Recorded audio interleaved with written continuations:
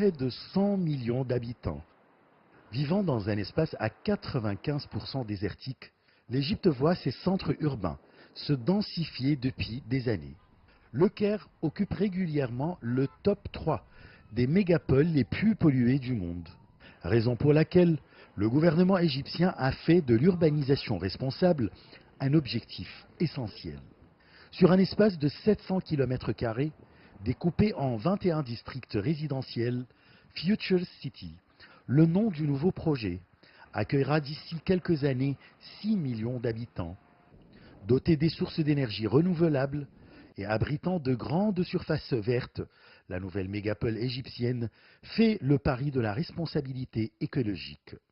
Le chantier de cette nouvelle cité fait d'ailleurs partie d'un chantier plus vaste, puisque la construction d'une dizaine de villes nouvelles est également en cours. En Égypte, la pollution est un problème sérieux. Selon l'Organisation mondiale de la santé, elle est le 5e pays le plus pollué au monde. La qualité de l'air au Caire est 10 à 100 fois plus polluée que les normes mondiales. L'idée est de créer de nouvelles villes alimentées par des sources d'énergie renouvelables et qui possèdent de nombreux espaces verts, mais aussi qui attirent les investissements étrangers. Sur un autre plan, le président de l'autorité du canal de Suez a annoncé le succès de la manœuvre virtuelle de lutte contre la pollution causée par les hydrocarbures dans le port de Port Saïd.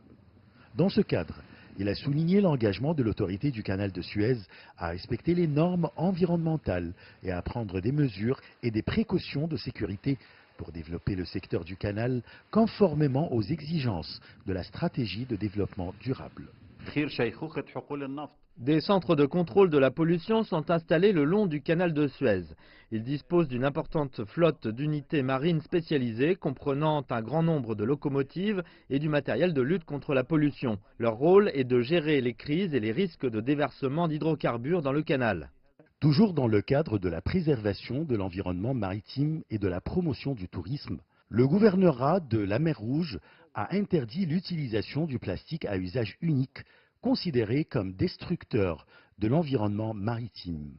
Il multiplie les campagnes écologiques pour alimenter un tourisme largement dépendant de la qualité des eaux et de ses ressources maritimes, notamment les coraux.